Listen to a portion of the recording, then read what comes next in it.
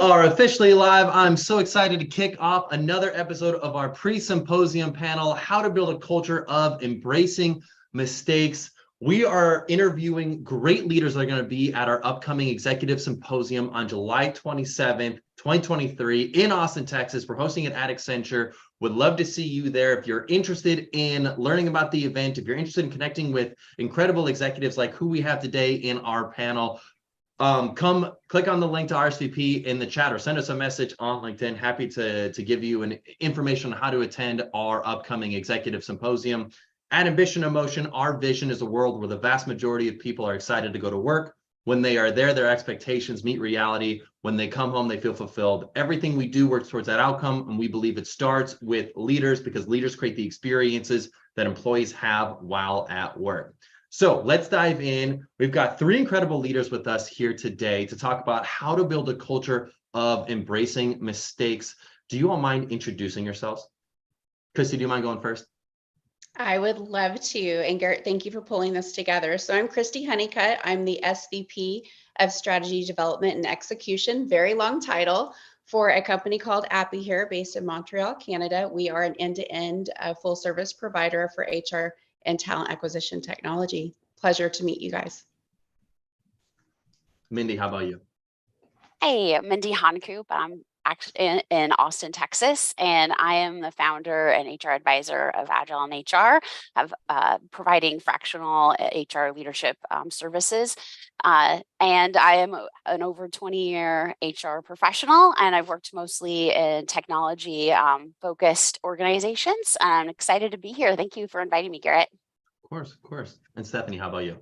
Yeah, SVP, same thing as Christy, very long title, Operations Excellence and Collaborative Innovation. I work at Pitney Bowes, which most would know is a 100-year-old mailing business. We've gone through a transformation over the past so many years, and really to what we call now global logistics is, more than 50% of our revenue, and highly focused on digital and physical shipping in the e-commerce world.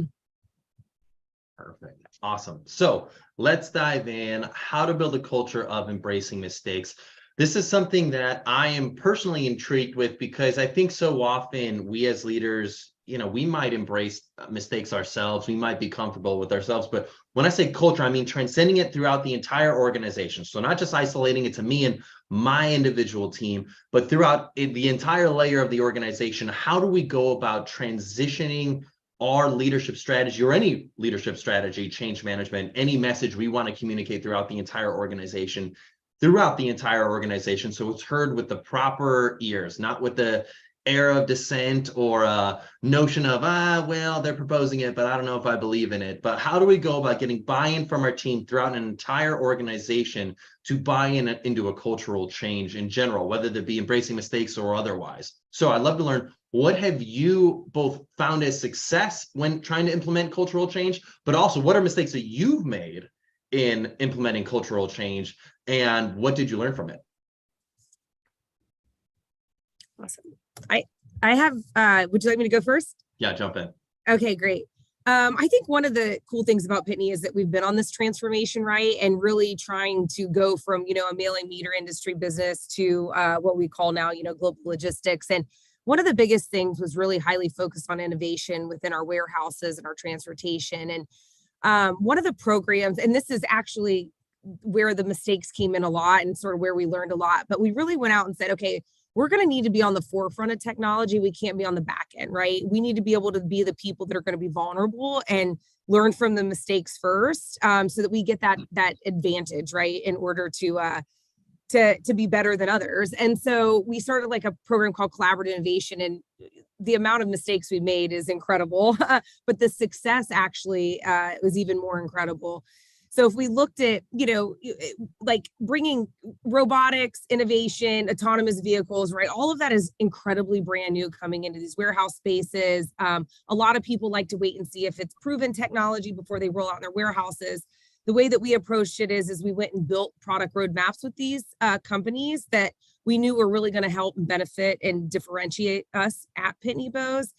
And when we did that, though, we did pilots in our warehouses, and we would bring this new technology in. And as we did that, almost every process along the road, we found mistakes, we made mistakes, we learned that the technology didn't work here, but it worked here. And we had to, what we learned about making mistakes was that we had to make rapid decisions very quickly. So we constantly were making very rapid decisions, and those decisions would have to happen within hours or days in order to reinvent or redevelop the solutions to continue to do that.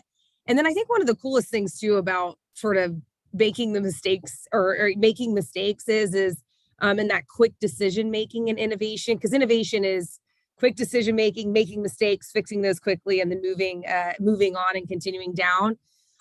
When we did pilots, I think what a lot of companies do is they do pilots for very long times in order to make sure the innovation really works fully well before they actually roll it out. What we said is if it works really well to a point, we're going to go ahead and full scale this out, because you're really going to find out what those mistakes and hurdles and process gaps are very quickly by rolling those technologies out rapidly. So what we did is we scaled rapidly, and we made tons of mistakes when we scaled. And those mistakes can come everything from a financial mistake to not having adoption of the technology done right. But it also, what that did is it gave us development and growth on, what are the things that we needed in order to make these pilots successful. So if you think about the first things we did versus what we're doing now, all those mistakes have now created us to be very agile and very quick on how we implement and roll out technologies that are not quite adopted in the world as of today. I love, Stephanie, that you said that. Sorry if it's okay if I jump in, Garrett, but I love that you said that, because we at Appy here, we embrace a mindset of curiosity. Yeah. And we expect our people to fail, because you can't learn unless you fail. But what we really care about is when you fail is, what did you learn? How can we mitigate it in the future, right? So we can't eliminate risk, but we can mitigate it. And I think that's really important about what you said, is leaning into the technology, creating a culture to be innovative and to compete in the future state, which is fantastic. And it's all about, it's okay to fail as long as you can kind of come back with a post-mortem analysis of how quickly did we fail, how quickly did we fix it, and how can we move forward. And I find that really brings a team together from a culture perspective too, uncovering those rocks and I finding out how you can work together to overcome it. It just really builds that culture of innovation and curiosity. So great. I agree. I love how you just built on what Stephanie said, because you really really need to be able to create a culture of learning or curiosity. And how are we baking that into the DNA of the organization and into how we are making decisions and how we behave? And I think that's really important to be able to call out. So your curiosity, I think really reframing from a place of where we don't speak about mistakes, but we're speaking about how we're curious. And then how are we reinforcing that within how we celebrate curiosity? How do we incentivize curiosity? I think that's really important, and being able to have the full leadership team down to the individual contributor understand what does it mean to be curious here. I think just to kind of not to be repetitive of what Christy and Stephanie said, but just to add maybe more to a practical level, and how do you make these things come to life within your organization? I am a certified Scrum Master, and how I've done this is by truly doing agile transformations, like being able to take what used to be just within software engineering teams and being able to implement that throughout the rest of the organization. Where I've seen organizations fail is where you will have the engineering team practicing and doing the agile framework, and they're really great at being curious, because agile itself is not perfection. It literally is about how do we start to deliver slices of value to our customer in a shorter duration of time, usually in 2-week sprints. And how are we then holding retrospectives to take a look about how did that work? How did we work as a team in the past 2 weeks? What were our opportunities? What went well? How do we celebrate all of that and then put that into the next cycle and actually practice how we as a team deliver the next sprint differently and hopefully better. But then if that is only happening in one part of the organization, where failure or mistakes is curiosity and faster innovation and iteration and being retrospective, but the rest of the organization can start to work against that. And now we start to have an us versus them, where one part of the organization is this way, but the other isn't. And so truly organizations need to think about how can we start to align this agile way of working throughout the rest of the organization and be able to think about how can we start to take on some of these agile practices, maybe not all the way down to 2-week sprints, but take the goodness of this so that we're all speaking the same language. We need to have the same vernacular and way of incentivizing across the organization. I think another way of being able to make this happen is through thinking about goals. Goals often are in our performance discussions, but then also through merit and through compensation. And when we think about goals, we think about 100%, like I reached that 100%, but is that really what we want in our organization? If we are curiosity, maybe we only want them to get to 80%. We want them to have stretchy goals. Now, some organizations may call this objective key results. Some people will throw up on that. Everyone has their different ideas of how do we make this happen in our organization, but are we actually, when we're setting goals, making them stretchy and speaking to 80% is actually success versus 100%?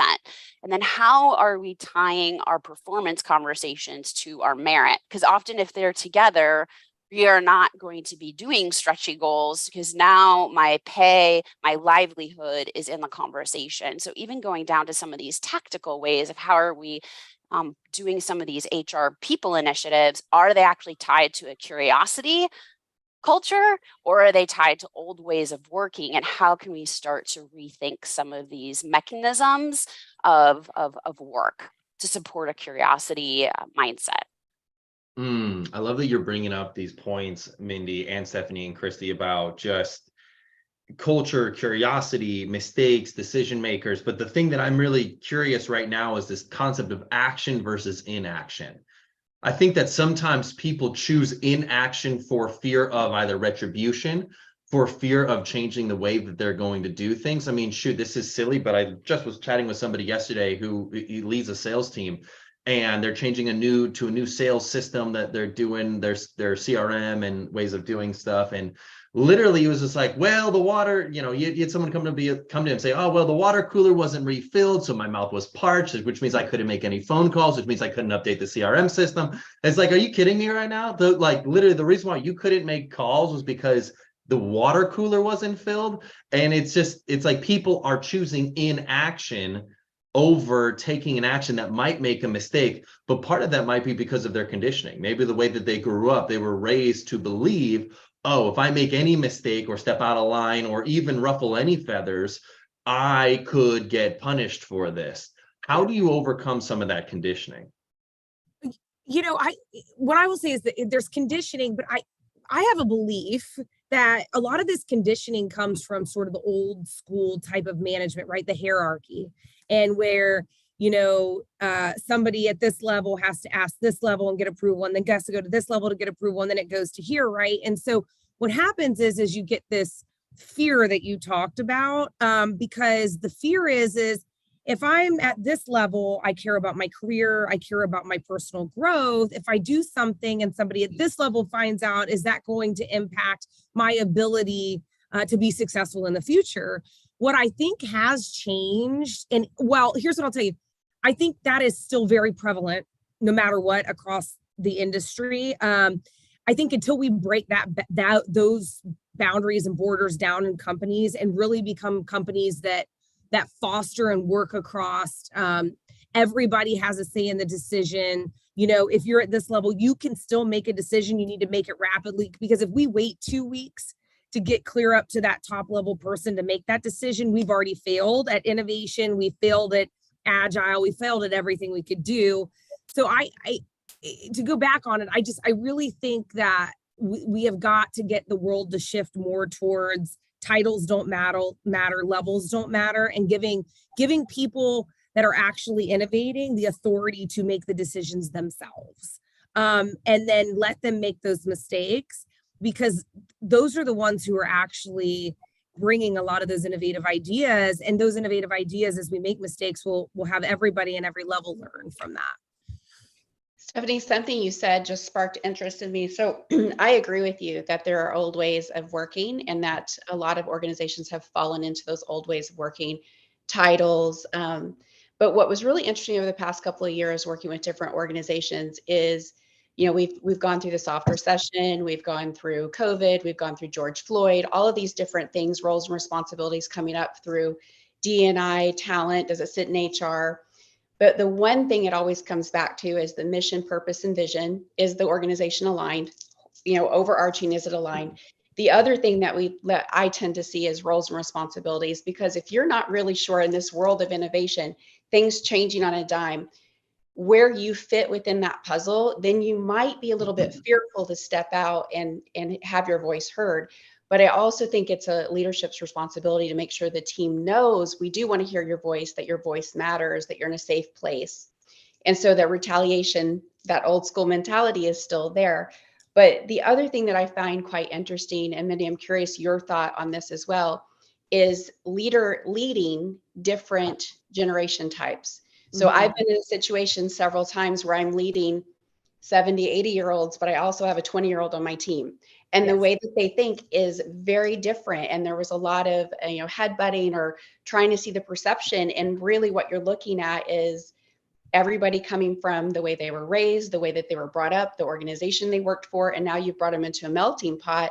And how do we get them to work together? And so what I like about the innovation and the goals and everything that we've talked about, it's like, how do you get people rowing in the same direction where they feel they're part of a team and they feel that they matter and they impact? And so that's kind of where I try to lean. And anybody that's worked with me or for me, I always tell them, if you've worked with me or for me, you have access to me. That doesn't mean that we're no longer at the same organization, but if you're stumped and you need to talk it through in a safe place, you have me. So I kind of take a look at it from a human perspective, if you will. And I love what you're saying. And I don't know if every manager has, if they haven't had the right mentorship, or if they haven't seen this in past workplaces, they may not know how to do it. And it's really about understanding each of the individuals on my team. When I say X, what are their expectations? What does healthy team look like for each one of my team members? And what are their expectations of me as a manager, for example? There's many expectations that each individual will have. And have we talked about it one-on-one and as a team? Because as the perception starts to not meet the level of expectations of the individual, this is when we have a gap, and that gap creates a breakdown in trust, and that starts to impact the psychological safety of the team. And so what's really good is, how can we also take the burden of the psychological safety and trust off of solely the manager and start to be able to set expectations across the team of what is healthy team? Like, we all are leaders, and how do we show up in this team in order for us to understand what success looks like together as a group? And I love kind of taking it back, I guess, down to a tactical level of what we can do is, each manager can sit down with their team and say, hey, this is our team. And how do we want to show up and behave together? And this can become team norms. And how are we agreeing to behave? And even like workplace hours, if we're a team that's distributed across the US in different time zones or in other countries, what are our core working hours or that we're agreeing to, and getting clear and being able to speak to the expectations versus them being subconscious. And now we've all agreed on things. And then how do we check in on these team norms? Because as we evolve as a team, as the business needs evolve, the team norms should also be evolving and maturing. And how are we checking in to see, are these still serving us or not? And I also love this too, because now each team is probably working on something different, and team norms allow each team to look a little bit different versus cutting and pasting. And then we wonder, why is this work for sales but not for engineering? And so how do we start to kind of build this team norm practice to be able to, some of the things that we've talked about, help maintain the trust and psychological safety and create healthier conversations and ways of working for teaming? So you're bringing up this really fascinating point, Mindy, and I wrote it down the moment Stephanie mentioned something about this, where Stephanie, you were saying like, okay, every 2 weeks we're innovating, we're making decisions quickly. And I don't necessarily know if they're conflicting perspectives, but how do you go about implementing mistake buffers? And by that, I just mean like, if you're saying, okay, we've got this old school hierarchy, person at the top makes all the decisions, and it cascades its way down through the entire organization, right? Well, what you're sharing, and it sounds like you're empowering every person throughout the organization to make a decision. But there needs to be some form of very quick post-mortem to be like, you weren't the right person to make that decision. And ooh, you were a little bit out of line when you did this thing. Because we have to figure out what is the buffer for this sort of thing. Because if we punish people for making those decisions, they will never make that decision again. In fact, they will stifle anybody from making any decision anywhere near them because they have been fearful of what the repercussions are. So how do you go about baking in mistake buffers for this sort of thing to happen? I feel like it's roles and responsibilities. Like you have to bring the team together. They need to understand this is my title, whether that means something or not, but here are the things that is my roles and responsibilities. At the end of the day, I think an individual needs to understand what is the number one thing that you're required to do. What is your job? If it's sales, then you're required to sell. If it's HR, you're probably required to mitigate risk. What is that number one thing? What is your North Star? And then you kind of fall into, okay, with my North Star, what in my role do I have responsibility for making a decision for? And then knowing when I need to raise my hand and say, it's outside my band or it's outside my sphere of influence, I need to go to X. I think that's the tactical starting point. One of the things we did that I found really helpful with a team, I know Mindy's talking about bringing the team together, is they're really simple. It's super tactical, but it's just a one pager. And it's like, my name is Christy. My title is this. Here's how I thrive. Like, here's how I work. And then my role in a nutshell is X, which is your North Star. And then sharing that with your team and discussing it together, because what you find out is that their working style might be different than yours. They might be, there's all these different personas that can come out of it. But when you know who you're working with on a team and you're working towards the same goal, it just elevates that team a lot faster. And I love that because that's clarifying those expectations, right? And the perception. And that gets really powerful if every team member then has that same discussion about who they are on that team. I love that, Christy. Yeah. And I think roles and responsibilities are so critical because most innovation or things that we're doing in our companies or building products or whatever the goal is, right? Growing profit, growing more revenue. One of the biggest things though is there's no group that works in a silo. They may, but there's no group that can be successful in a silo. In order to be successful, you have to go through every single different cross-functional team that you need to work with. So I think what you said about the roles and responsibilities is actually so critical beyond just the teams that are working on a specific thing. It's really important that everybody understands the roles and responsibilities of all the cross-functional teams they're working with, because that's how you create really fast ways to figure out what you need to do and how to make decisions. Is because if you know who to go to for this and who to go to for that, versus having to go to somebody you don't know and then trying to get there, all that does is slow down the ability to innovate, but it also can create more mistakes because somebody may be giving you a decision or authority to do something that may not have the right responsibilities to do that. So I think just getting people aligned cross-functionally on roles and responsibilities and having clear expectations there is critical. So Christy, I think the roles and responsibilities, I think is just continually is a theme here that everyone needs to know. Yeah. And you'd be shocked how many people over the years are not clear on their role and their responsibilities. That's the crazy thing to me. Yeah. And because often when we hire someone, we will be really good at clarifying it, or not at all organizations. Hopefully you're good at clarifying the role and responsibilities, but in Stephanie's organization and in agile organizations where those goals and those objectives are changing on a regular basis, how are we reiterating in this 2 weeks, your role and responsibilities are this. In this 2 weeks, it's shifting to this. I think that's often where we haven't done a good job of thinking about how can we get really crisp and clear with each of these business outcomes as they're evolving. How are the people's roles and responsibilities evolving? And how are we making sure everyone in the organization is clear on that? Like kind of who's on first base, who's the point of contact? I think that's where we miss and we get super quick and then we lose that change communication. It's just really about communication planning and setting those level of expectations to provide clarity and alignment across the organization. It's really difficult. I think like what we're saying right now seems like I don't mean to make a call out, but it's in theory, oh my gosh, sounds amazing. But we can't think of every possible scenario for every possible person in every scenario to create rules and responsibilities as to what your purview is. And so what oftentimes, well, actually, I don't even know. I'd be curious to learn.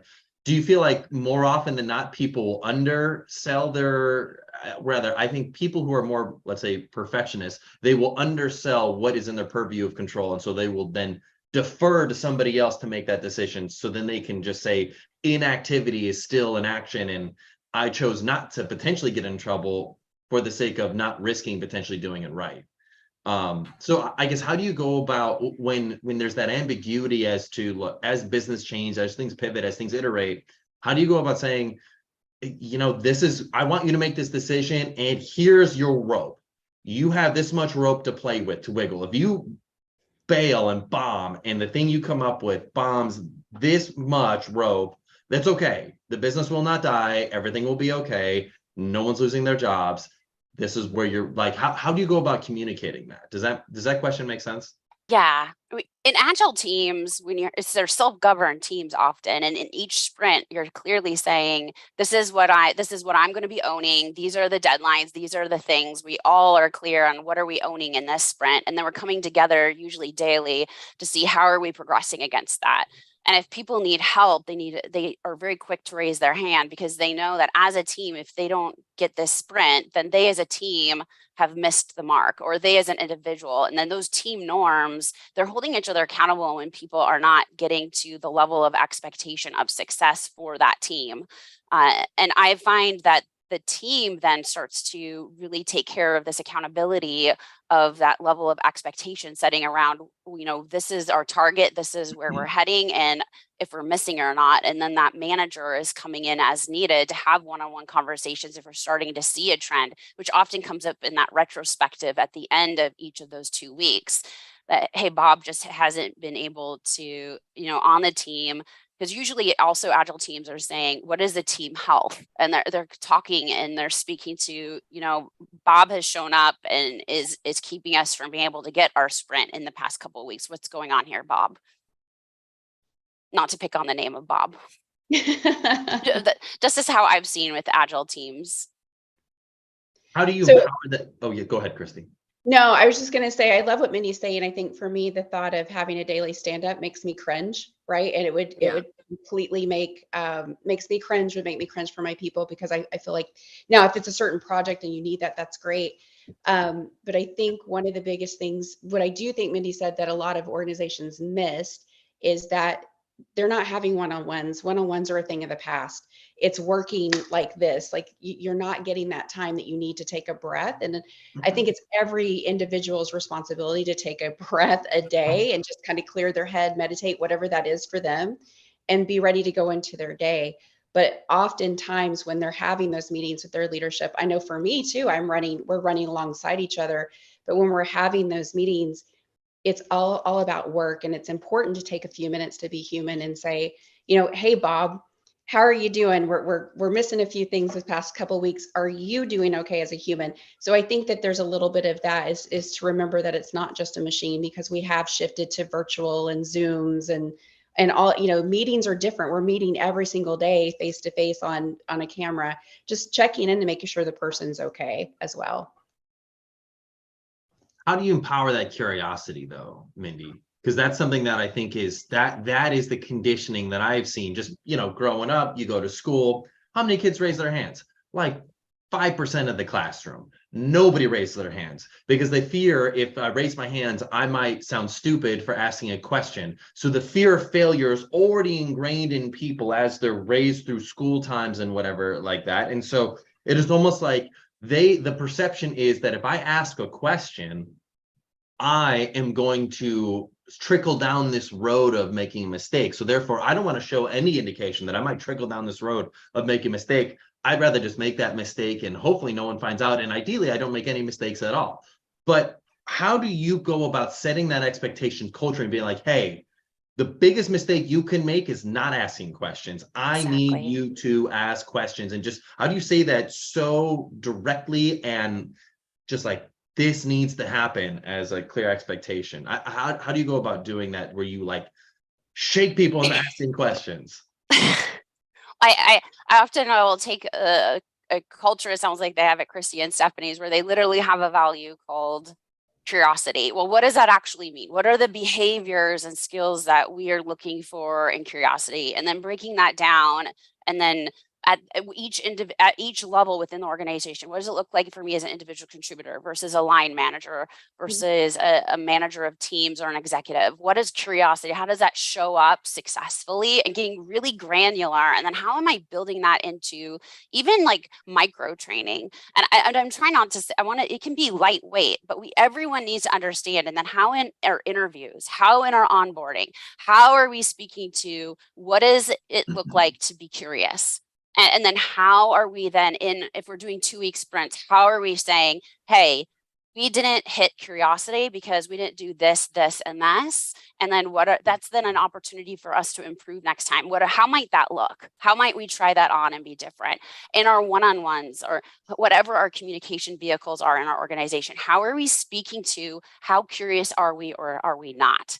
And what are those specific behaviors? I think we often miss, okay, we can say curiosity, but what does that actually look like? And how are we rewarding or feedbacking on these specific behaviors in our organization, and showing people and coaching people on how to shift if there needs to be a shift, to have a healthier way of being curious in the specific behaviors we've identified. Because if we start to do this, it becomes a norm within the culture, and people start to call each other out when they see it really well or when they see it not doing well. It's interesting. You've almost described it as if it's an ERG, right? So I'm Native American, so I'm part of the Native American ERG, but it's almost like an ERG of curiosity. It's really clever. Oh, I like that. I like the way that you put that. That would be cool if we had an ERG of curiosity. Stephanie, any thoughts on that? I feel like you had to have had something happen when you were innovating every 2 weeks, coming up with new pivots, iterations, new decisions, all that sort of stuff. Like, how did you do that? From we keep talking about curiosity. Some of my experiences are very different. Like when we were innovating, there was, there's physical things happening in and out, right? And so if things were happening in the warehouse, and you had, all the engineers in there, right? They had to make decisions very quickly because, and they didn't have a chance to come and ask their boss or me or anybody else in the organization, because what was happening was what was happening while they were doing this innovation, or because these were physical innovation and automation inside the warehouses. So a robot running, right? If it broke down or something didn't work or it wasn't getting the throughput or there was software development issues with it, they had to actually go and work to fix that immediately on the floor with the developers, with the people operating, even the hourly employees operating. They didn't have a choice or time to talk because it was impacting their ability to operate the business right there. And then, I think when we think about long things, so I think the way that we sort of thought about it and the way that we have operated is, you should only call me if something's on fire. You should only call your boss if something's on fire. And that's how we fostered it. And then we also too, as one of the things that we do when we talk a lot, we say we do weekly catch-ups on different things that we're doing in the different projects. One of the things that we do too is we always start out like laughing, and what we'll do is we'll be like, who had the biggest mess up this week? And somebody, one of the people that's on the meeting will be like, I think I win this week. So we do a competition, who had the biggest mistake this week? And then we would take some time to talk about that mistake, giggle a little bit, because we're like, oh yeah, that was rough. And then what that did is it fostered a lighter hearted conversation about the mistake. And then what that did too is that lighter conversation actually brought everybody else into the conversation to say, okay, listen, here was my experience with this, a little different, but here's how we should fix this, or we would talk about all the different things that we needed to do to go quicker, faster, and fix it. And what were the barriers and who were the dependencies that we needed to do that. But I really do think sort of making fun out of the mistakes actually drives a better morale and drives people to not feel so, I'm so scared to talk about my mistake this week on this call, and it also brought other people in to say, oh yeah, I did this, it was just as bad, and so it fosters a good, I don't know, I just think when people laugh and have good morale, like, you get to things quicker. I like that. Oh, sorry. I was just going to say she's building a transparent workplace. Like, that's amazing to be able to do that. We used to do that at Corn Ferry. If someone had a mistake, I would always tell them, I'm cool. You can come tell me you've had a mistake, but I want you to tell me how you got there and what your proposal is to fix it. Yeah. And then I want you to share it on the next team meeting so others don't have the same stump, because they will. I was gonna say, the question I was gonna bring up was, how do you ensure that mistake doesn't happen twice or multiple times where you're like, ha ha ha ha, wait, didn't Bob just share that 2 weeks in a row? He made that mistake 3 times. Oh my gosh. No. You are silly, Bob. What's going on with you? No. So when I say that we laugh about it, and then it's a laughable one that we go, okay. We laugh about it, but then we move into a breaking down of what happened, what we're going to do to fix it. How do we move on from there? What were, like what I said, what were the interdependencies? Because usually when the mistakes happens, it may be our vendor, it may be the development team, it may be our engineers didn't set it up right. It could straight up be that somebody just didn't operate it right, or somebody pushed a button they shouldn't have pushed. Like, I mean, it goes from all these different things. So we did break down, like when I say we laugh about it, it was more about the contest of who made the biggest mistake. And then we would drill down into what happened, how do we fix it, how do we make sure that doesn't happen again. And so it just, when I say that we laughed about it, it was more about bringing the morale to where they were. If somebody laughs about it, they actually have a better ability to talk about it, because sometimes otherwise they don't give you all the information that explains why they made the mistake, and then you're missing out on critical components to actually fix it in the future. No, I like that. Thanks for clarifying. I figured I had to bring that up because I'm like, okay, if I'm watching this, it's like, oh, let's just laugh about mistakes. And then if it keeps coming up and over again, you're like, all right, we're not learning from this. We just keep doing this thing over. Oh, no. We laugh one time. Good. I like it. And we move on. Before we go into my final question, I just wanted to ask, what's an assumption that you were wrong about? Like when you came into your leadership role, or when you were leading your teams and you're like, oh, I think we can go about implementing culture change in XYZ way. And you were like, oh, I was wrong. My bad. And what did you learn from it? Oh, wow. I could go for days on this one.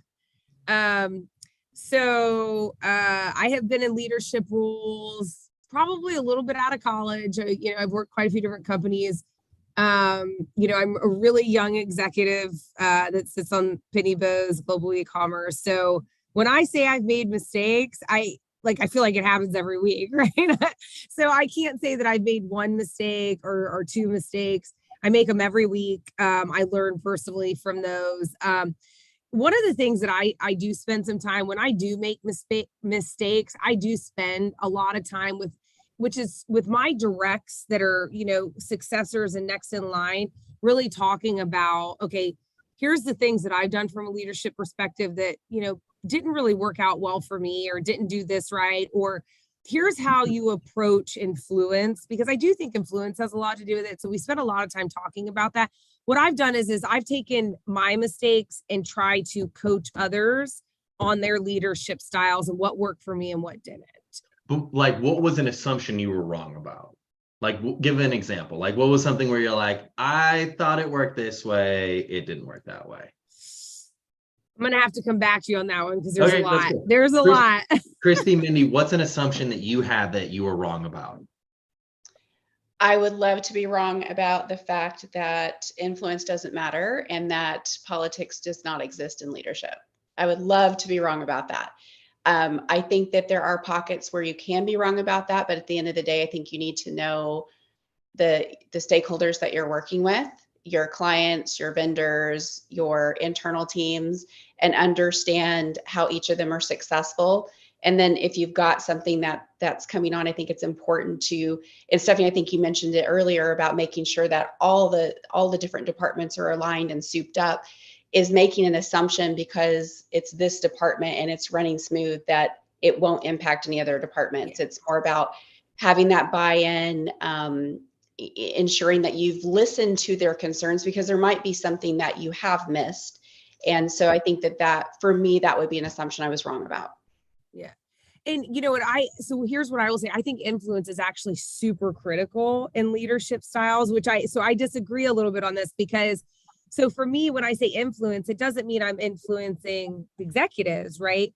But when you're rolling out technology or innovation, you have to be able to, so what I think a great leader can do is if you can influence, and when I say influence, that means people, you've created an ability for people to understand what you're doing, to really get on board, to understand the value. That to me is influence, getting the value, but doing that from everybody, from say an hourly employee, and we have a lot of hourlies that's why I talk about the hourlies. We have a lot of hourly employees, and then we have a lot of professionals, and then we have a lot of operations people, and then we have a lot of engineers. Like, we have such a diverse workforce that if you can't influence everybody from the hourly clear to the CEO, I feel that you struggle sometimes, because in order for initiatives to really actually do well is you really have to have a widespread influence or buy-in, I guess maybe is the better word, buy-in from everybody.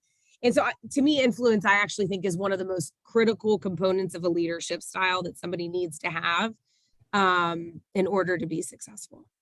I agree with you on the influence part. The part that I was wrong on personally, assumptions, is that politics does not exist in the workplace. Oh, and yes. So for me, it being kind of dumbfounded or pie in the sky. I'm into yoga and Reiki and like loving everybody, but me thinking that everybody's just like that and has that same mindset of loving and transparency, it's not realistic. I think it's just understanding each department, understanding, do they see our value? Is there something that they've seen or experienced in the past that we need to take into account? So that's what I've learned over my years to influence culture, is to take a beat, make sure everybody's heard when you're not moving, 90 seconds at a time.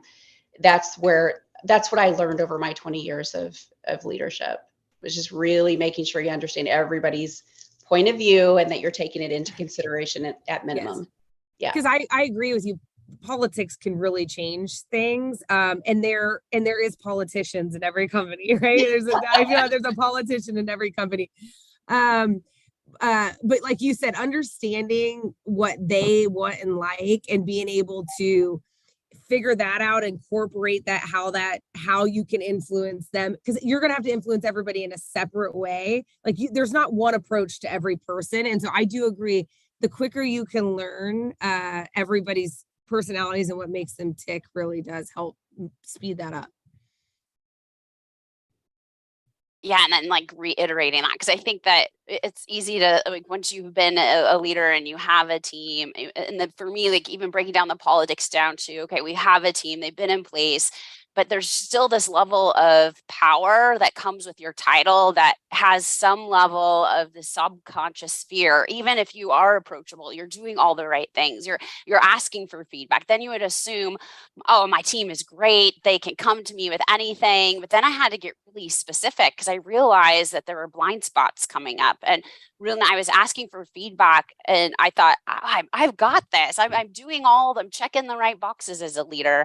The thing though is that when you're just asking for blank feedback, and Adam Grant ended up doing a research paper that I read that helped me rethink this, which was, how am I asking for specific feedback? Because many times you're asking for feedback in a vacuum. They don't even understand what feedback could I give to this person? And being able to give them something specific that I'm working on, that I'm having development conversations with my manager on, and that I'm going to be trying out some things differently as a leader. And I really want their feedback on 2 specific things. Then then that opened a door for them, that invited them, that gave them the permission to give me feedback on these two things. And then I started to hear actionable feedback, people actually coming to me. It was that level of kind of breaking down and also showing my vulnerability that I also am working on things. And then the feedback was, we went from being silenced to actually receiving feedback that was actionable. No, Context is so important. Well, not only that, but also, like, I was chatting with another executive last week, and she was sharing that her assumption was, oh, if I bring everybody to the group, if I bring the group together and I'm vulnerable and open about my mistakes, that everyone else will reciprocate. And that, at least for her case, was not the case. She was just like, she would share a vulnerable mistake that she made, and then her whole team was like crickets. So they're like, oh, that sucks for you. No, that's not something I personally relate to, but yeah, thanks for sharing. And you're like, thanks, great. But hey, let's dive in. Last question I like to ask is, what is a popular belief about leadership that you disagree with? So when I ask this question, what I'm really asking is, over 50% of leaders would hear this and be like, I don't know if I agree with that. What is a popular belief about leadership that you disagree with? I can start. Yeah. And I actually used to believe this. I used to be like, yeah, I totally agree with this. And it was around, don't come to me with problems unless you have a solution. And it was for the very reason that we're talking about here, because there's some level of, if you don't have a solution, that people won't come because they're so fearful. Because let's say they're seeing something that could become a big problem and they've tried to think of a solution, but if they can't think of one, now I've like told them, you can't come to me. So, and it could be like a really good warning sign, a blind spot for us. And so something happened, and I was a leader, and I had this mindset. And we had a big thing happen. And I go to the team and I say, why did no one say anything? And it came down to the fact, well, we didn't have a solution. And so that actually changed my mind of that, and being able to reframe that, and how do the true intent of, if we see a problem, how are we thinking about the possibilities? And we may have some ideas, or we may not, or we may have an idea of who to talk to, but like, come to me with that, that I am here for you to be able to raise a hand and ask questions, versus you have to have a solution. See, I feel like that's a fine line, because I wouldn't want someone to come. So we're talking about curiosity, we're talking about empowering our people. But I think the thing is, and I agree with you, if you don't have a solution, don't come to me. I think that that's a bit harsh, but I would prefer that employees come and say, I've noticed X, this is how it happened, because they're going to have some idea of how it happened. I'm not sure how to solve it, but this is what my preliminary thoughts, because I would want just an idea, because you're teaching them to kind of take accountability, do some research, be curious, and then you're growing them in each one of those situations to be future leaders. And so for me, I feel like that's really important for them to think through it. It's difficult when you have an employee come to you and say, oh, this happened, and just like, it's yours, handle it, right? So that's the reverse of what I would want to grow within an organization. So I think it's a fine line for sure. So Christy, Stephanie, what is a popular belief about leadership that you disagree with? So this is always really a hard one for me, because I think there's a perspective on everything. I think, where they say you should optimization, or, like, everybody doesn't need to be optimistic about the outcome. Like, it's like, sometimes being a leader isn't always, it doesn't mean everything's rosy and fuzzy, right? So you don't always have to be optimistic about everything. It's more about, in my opinion, if you're out creating solutions or innovating or doing this, like, it's okay to really go out and look at solutions that aren't potentially maybe going to be the 100% best solution, but is it going to get you through what you need to do now? And is it going to get the company to the next level and get what you need to do? Because I think sometimes what people think about when you think about optimism is, you think about, I have to come to the table with the most innovative, the most brightest idea, the most everything, instead of just coming with, sometimes the easiest answer is just pretty basic, right? Some answers are pretty basic, and some things that can help move the company next thing could be very basic. And so I think sometimes just people thinking they have to come with the absolute, craziest idea, or it's not going to be considered as not exactly great. So my brain, I agree with you a lot on that, Stephanie. My brain, Garrett, on your question goes all over the place, but I think the one for me, because I sit largely in TA and HR, would be the belief for those departments and those functions is to eliminate risk. That is the belief that that's what their job is and what they're responsible for, when in fact, their job is to mitigate risk as much as they can, because we're not puppet masters. We can't make managers say a certain thing or react a certain way, same with the employees. So I think the popular belief for me is that it's not elimination, it's just mitigation and having the right people in your corner. I love it. Those are great. Well, excellent. Christy, Mindy, Stephanie, this was a fantastic pre-symposium panel. If anybody watching this is interested in meeting these three incredible executives, come to the executive symposium. I'll put the link in the comments for how to RSVP. Would love to see you there July 27th in Austin, Texas at Accenture. Thanks for being here, y'all. Have a good rest of your day. Thank you so Awesome. much. Thank you. Bye.